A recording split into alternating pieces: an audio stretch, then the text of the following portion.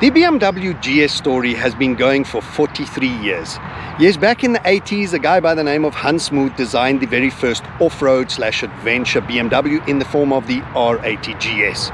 Now, R designating that original model was based on the boxer motor, the air-cooled boxer motor, and here today, 43 years later, it's still the R1300. R telling you that the centerpiece, the foundation of this motorcycle, is still the horizontally opposed boxer motor, but now liquid and air-cooled motor. So 43 years of one model, the GS for BMW Motorrad, tells you that they have to get this right. When building from the ground up a brand new model, the flagship adventure bike of theirs, they have to get it right. Last week I was invited to the official launch at BMW East Rand of this stunning all-new BMW R1300 GS. Fantastic event. It was really well attended, and today I've been given the privilege to ride, test and review this stunning trophy behind me here. Being the owner of the outgoing model, the R1250 GS, I can compare the two back to back, see what a difference is when it comes to feel and ride of the two, and I'm going to give you my first impressions. First, I'm going to go through all the technical specs. I'm going to try and do that as quickly as possible, but this is an engineering marvel when it comes to electronics in the motorcycle. I'll try and keep it short and sweet so that I can get onto that ride.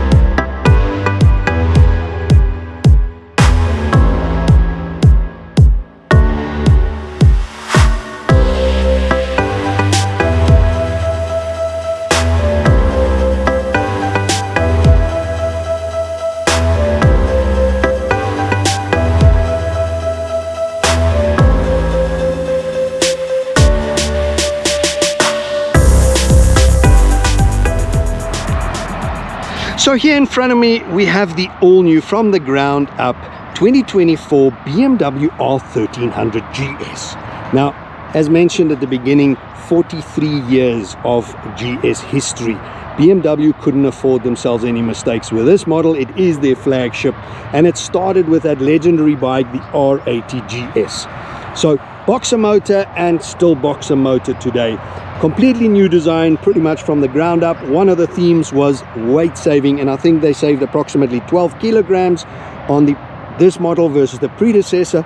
This model is 9 horsepower up on the predecessor, the motor, the 1250, and 6 Newton meters up. As mentioned, the centerpiece of this bike is still that legendary boxer motor, horizontally opposed.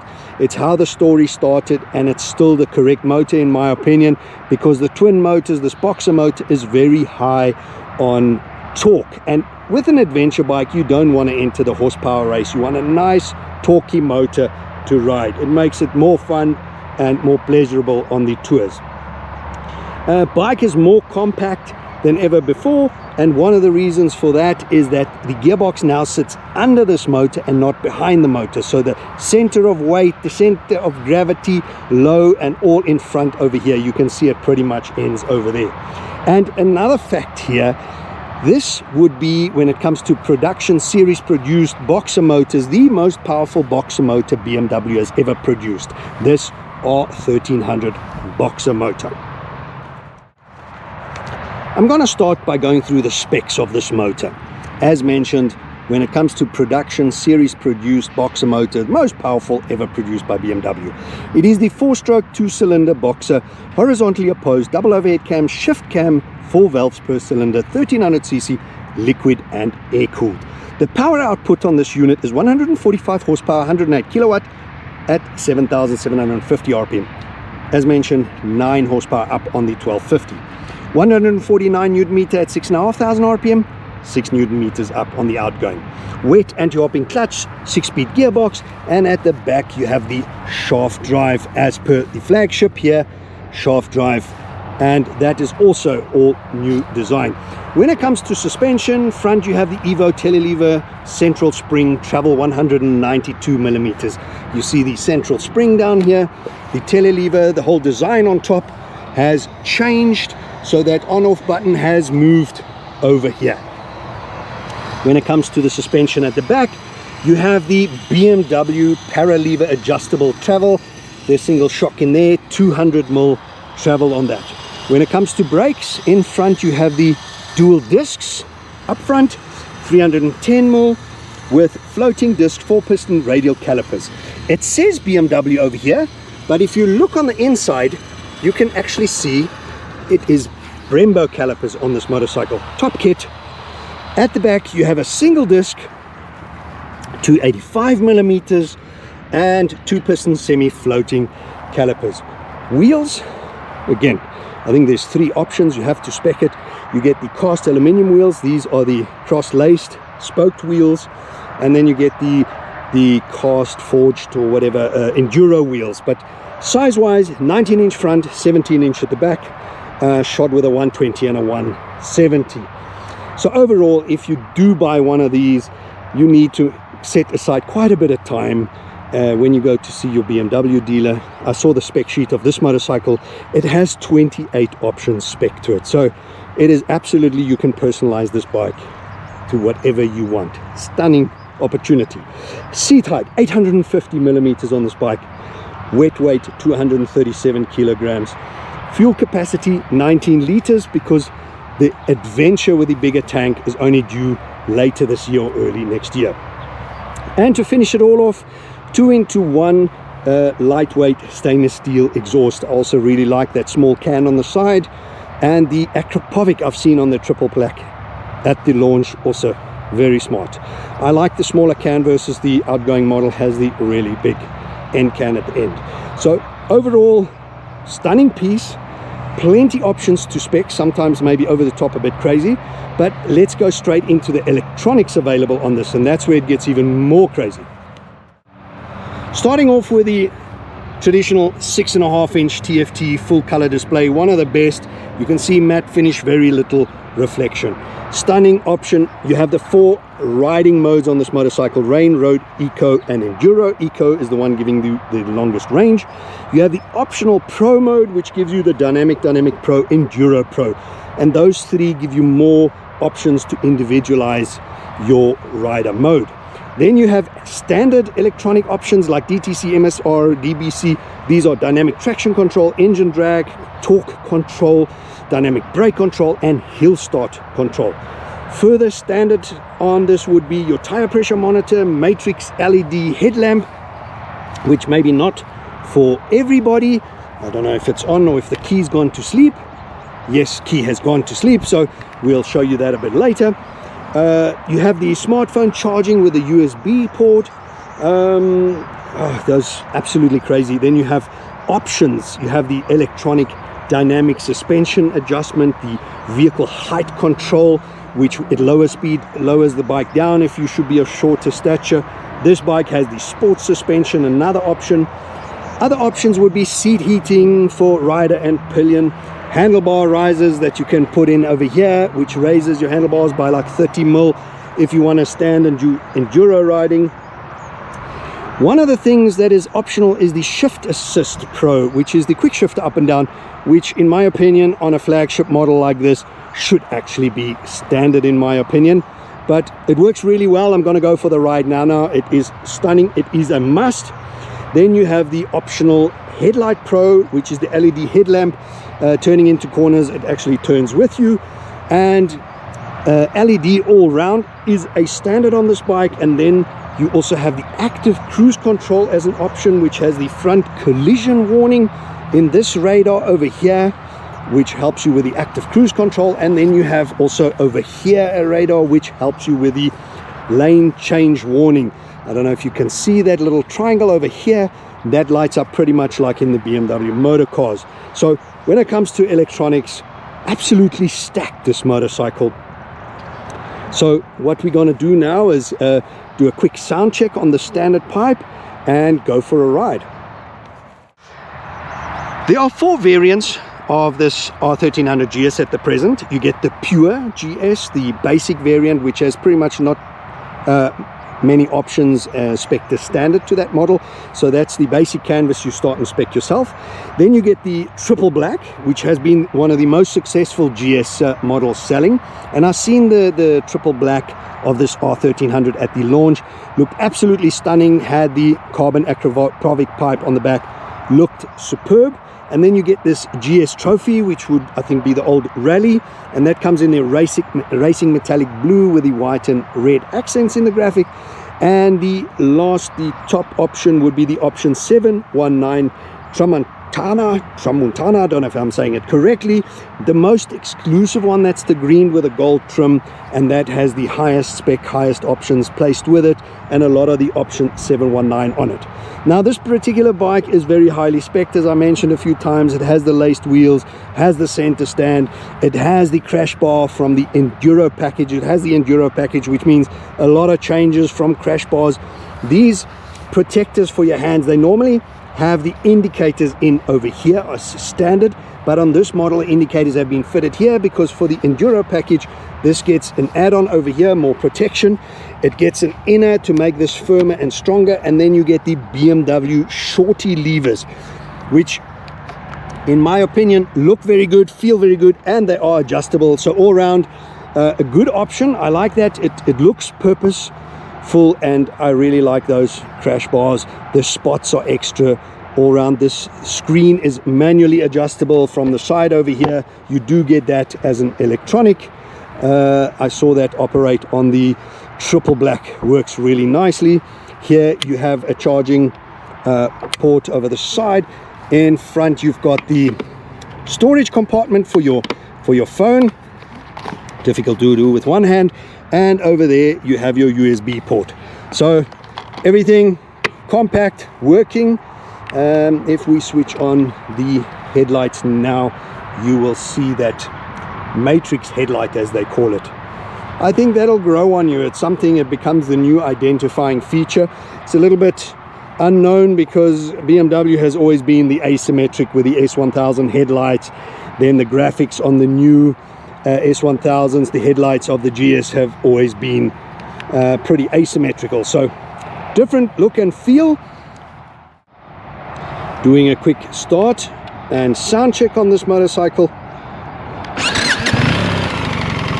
There we go. Standard pipe.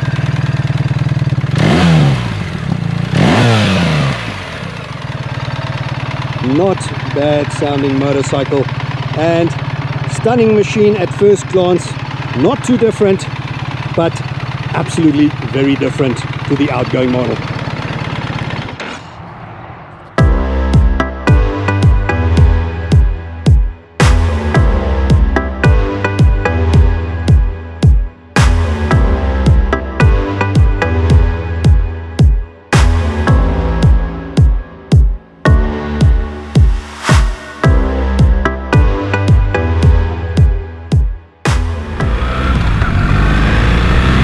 Okay, so we put in some fuel, which gives us a little bit more time on this motorcycle.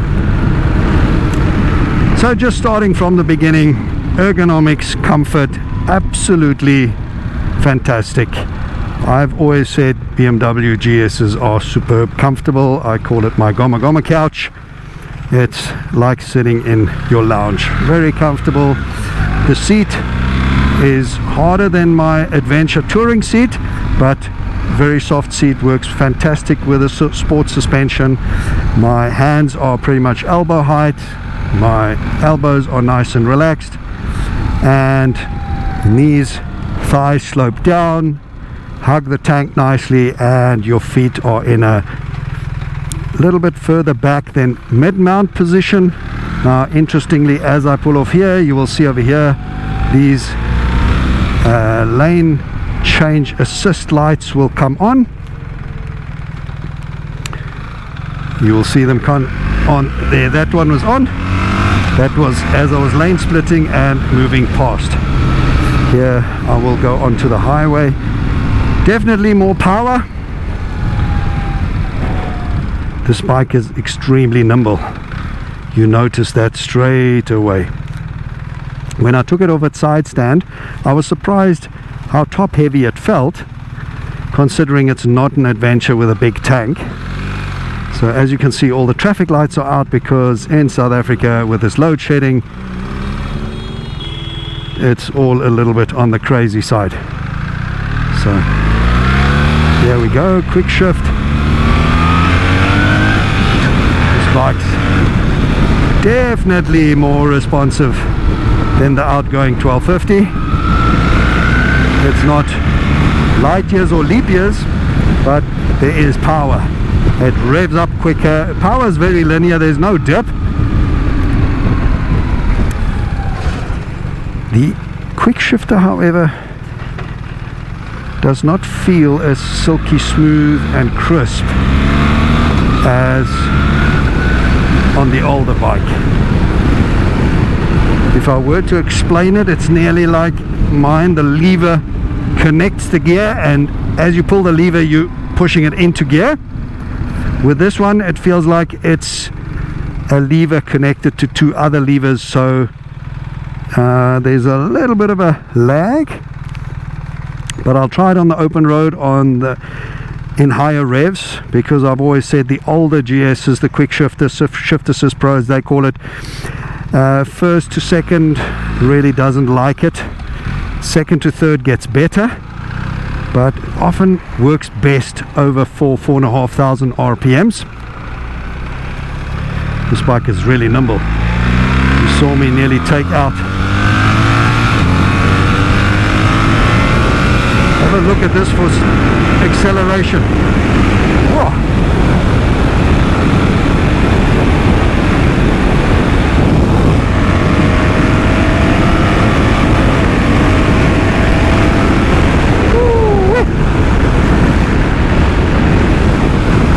This is definitely wilder than the older one. The power is fantastic. The road noise here is that could come from these road legal knobbly tires, but definitely got some road noise coming through on this one. But the motor is very crisp. Together with a sport suspension, this thing is definitely revs up quicker than the 1250. But again, the wind protection minimal. The screen is now manual in the higher position. It makes a little bit of a difference. Should you want to do touring, I would recommend the bigger screen that I have on the Adventure. And again, going through lane assist, you will see this light lights up, warns you it's the radar at the back. And here we have it on that side. There's a car in my blind spot behind me going past. Here, as I want to change lanes, these light up for you. So all round, brilliant technology. Way too much for the layman. And if you're not paying attention and playing with all your electronics, levers and gizmos on this bike, you get distracted. Stunning overall look and feel, everything blacked out, black handlebars, black, the wiring hidden nicely going into these rearview mirrors. Here you can see a car passing me on the right, it lit up, it works really well. So another innovation that found its way from cars onto motorcycles. This bike is so highly spec'd, it's a pleasure. And what an unbelievable piece of machinery this is. As mentioned, I can see the little indicators which on the standard model are not there, because they are traditionally mounted into the recesses on the hand guards. But on this Enduro package, I'm changing lanes because I'm having so much fun. This bike is light, it's nimble, it weaves around. Let's be completely misbehaving.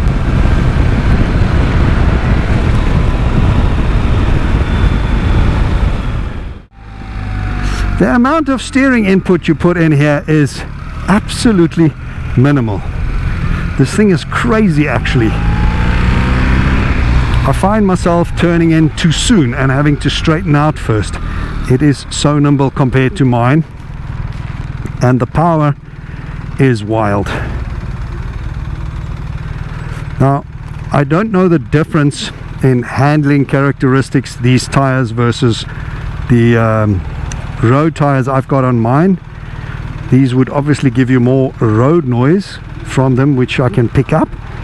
But when it comes to handling it, really this bike, the first few corners I went in, I thought the front tire was deflated because it really folded in very quickly. Here's a roll on. This bike just wants to stand up and wheelie.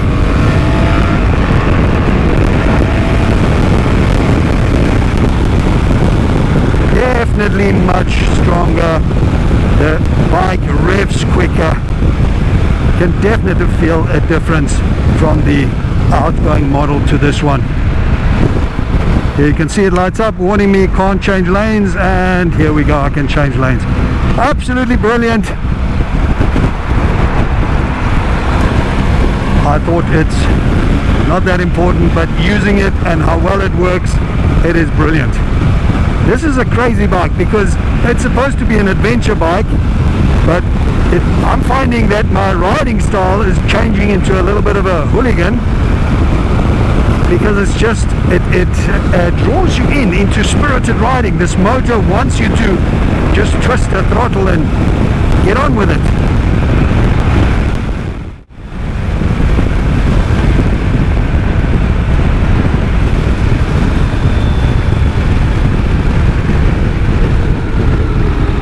The brakes also got a good progressive feel, definitely good stoppers on this motorcycle. Front and back brakes are proper stoppers.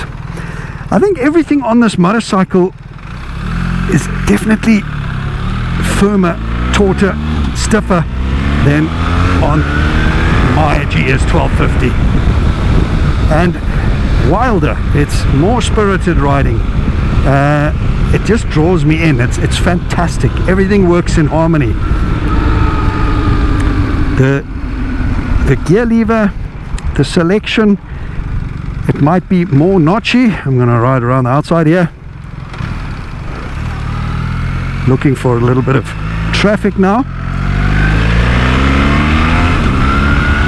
You can actually see my riding style has changed, and I'm misbehaving a little bit more. It's not something I would want to promote and recommend for people to do, but it's just what we do. When we have the right kind of bike that brings that youthful spirit out, why not have a little bit of fun? But now, if I were to commute the bike, it tracks nicely, it's slim, it's perfect. Everything about the bike, cruise control flicks in as easy as mine does, nothing different. The graphics are great. The TFT again with this matte finish. The sun is behind me, there's absolutely no reflection. It's brilliant. All the graphics, the animation, brilliant. To scroll through it and toggle through it, it's brilliant. This is the active cruise control, collision warning, it'll slow it down, so everything thought of. Dab on the brakes and off we are. The power is, I would say, the number one difference that I felt on this bike. The other one would be the handling. The handling is definitely very different. As mentioned, when pulling it off the side stand, it did feel like a heavy motorcycle, but like this now, going 30-40 k's an hour, this bike is just nimble. My first reaction, it was like, hang on, front tires underinflated, and that's why I put it over here so I could see is the inflation of the tires correct. Maybe the road legal enduro tire, the knobbly, gives you a little bit of a different feel to my road tires on mine.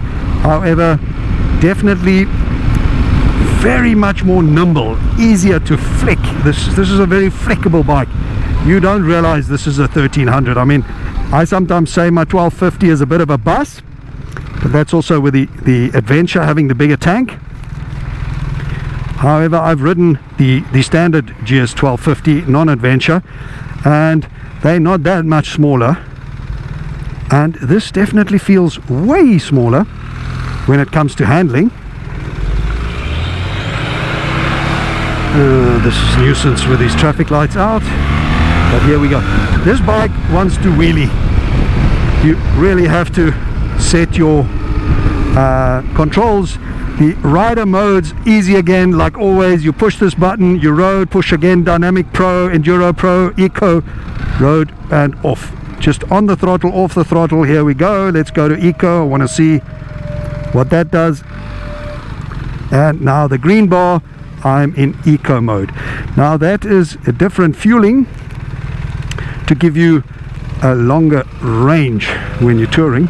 Oh wow, definitely can feel way more sedate. This is calmer. Ooh. Okay, marked difference between the road version and that. There's still plenty grunt should you want to overtake, but more docile on pull-offs. And again, as I always say with BMW TFTs, very colorful. One glance down, you don't even have to read Eco, you see it with that bar. From Eco, Road, Dynamic Pro, Enduro Pro. Let's just go to Dynamic Pro. And here we go, in Dynamic Pro. Ooh. Yeah, okay, this is when it wants to react again.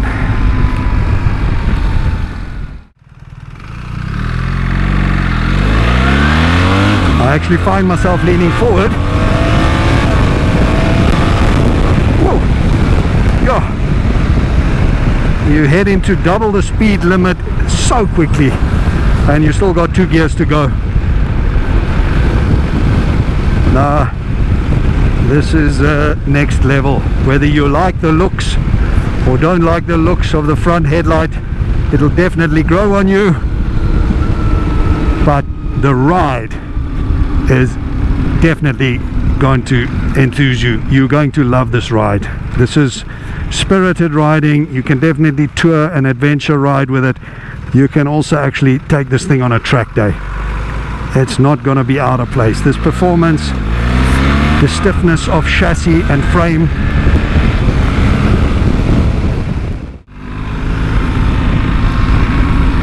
alright, just popped it into Enduro Pro,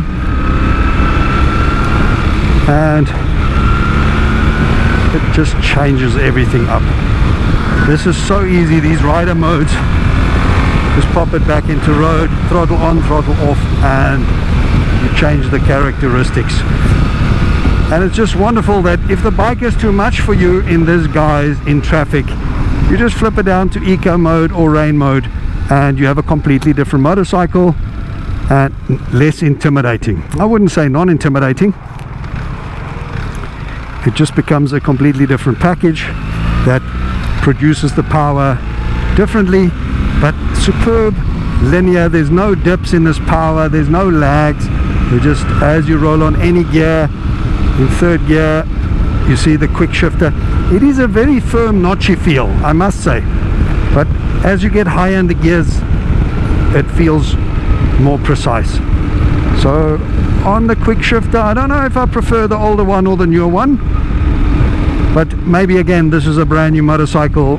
Maybe it'll take time to bed in a little bit.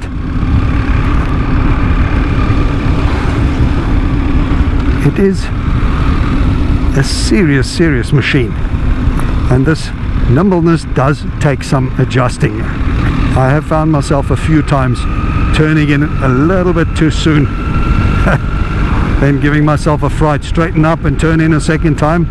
So when you do that, you know there's a marked difference in handling of the two motorcycles. Just pop it into the Eco mode again. There we go.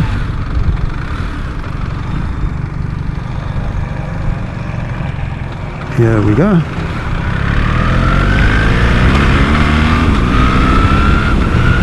I would definitely say this is a nice setting, nice power delivery for commuting in traffic. and comfortable, relaxing ride. Right, getting onto the highway, rolling on in eco mode. Just want to see the difference.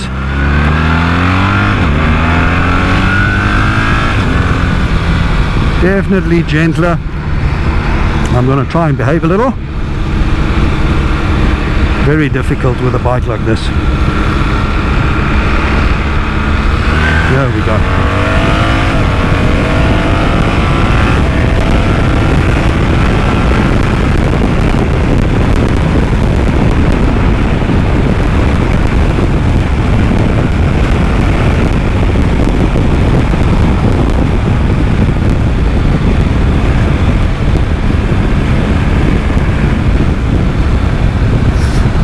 Back into road mode. You can see definitely no slouch in eco mode, but for my riding style, I really get sucked in. That's where sometimes the discipline lacks. When you have all the performance, you tend to use it, or I tend to use it. So for myself, I really like the option of the eco mode. If I'm in heavy traffic, lane splitting, that I don't get and do silly things. Now guys, I hope you enjoyed this first ride and review of the all-new 2024 BMW R1300 GS. I really must say, thumbs up all round. BMW, fantastic piece of kit. Guys, if you enjoyed the video, please remember, hit that like button, give me a thumbs up. Most important of all, guys, please guys, hit that subscribe button to help me build the channel, and if you like, the reminder bell so you always know when I'm uploading something new.